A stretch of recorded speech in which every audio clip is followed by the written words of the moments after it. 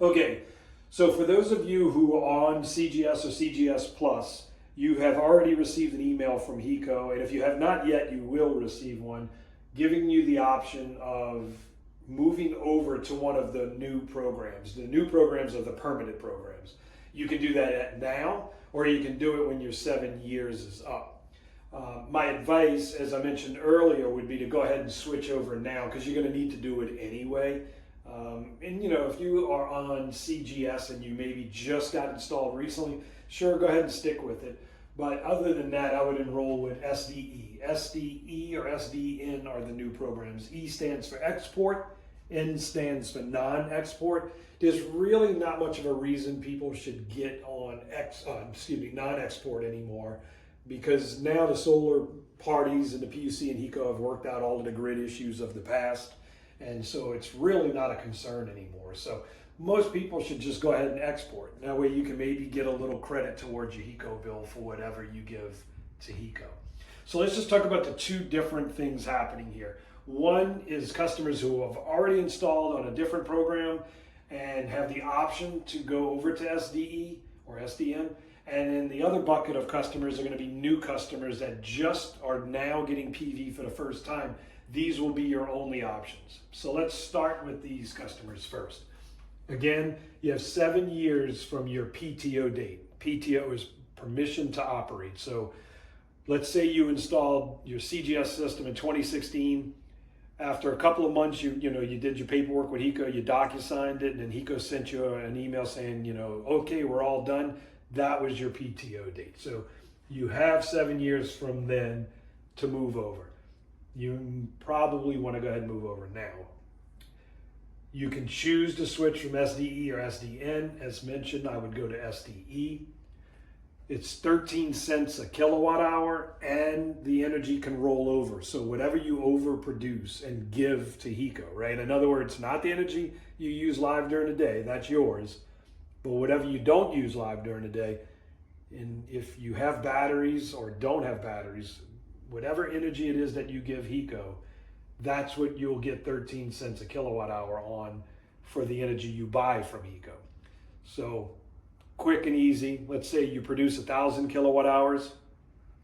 Let's say you use 500 kilowatt hours of that 1,000 you produce during the day. Whether that's charging your battery or using it live, whatever, you used 500. Now you have 500 left over. You give that to HECO. Now at the end of the month, you get your bill and you only bought 400 kilowatt hours from HECO. They're going to give you 13 cents a kilowatt hour times the 400 kilowatt hours you bought from HECO. The other 100, because you have 500, remember? So that will roll over and go to the next month. That's one of the advantages and why I tell people to switch from CGS to SDE is because CGS, whatever energy you produce and give to HECO, they don't let it roll over. So a lot of folks were losing a lot of the produced energy that they created with CGS. SDE fixes that. So again, that's why I would do it. SDN, non-export, again, I wouldn't recommend that unless HECO tells you that's your only option to get connected, which is very rare these days. Now, the big thing is once you click that link in your email and you go to answering these questions, do you want to switch now or in 7 years? The biggest one is TOU, time of use. HECO calls it shift and save. And as I had mentioned earlier, there's 3 different buckets of time. 9 a.m. to 5 p.m. is your lowest. So I can't remember what it is exactly, but the rate that they charge you is lower than what you're paying today. So it's a nice good bit lower actually. From 5 p.m. to 9 p.m., that's the highest rate.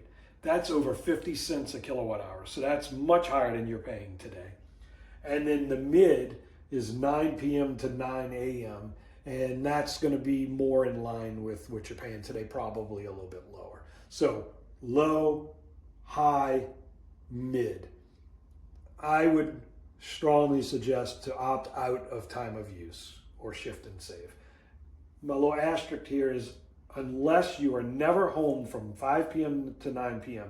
Because if you could skip the highest rates, never really be home for that, and you work from home during the day, or that's the only time you're home, shift and save can work really well for you. So that's something to consider and something to talk to your project developer about, and they can help you maximize how that works for you.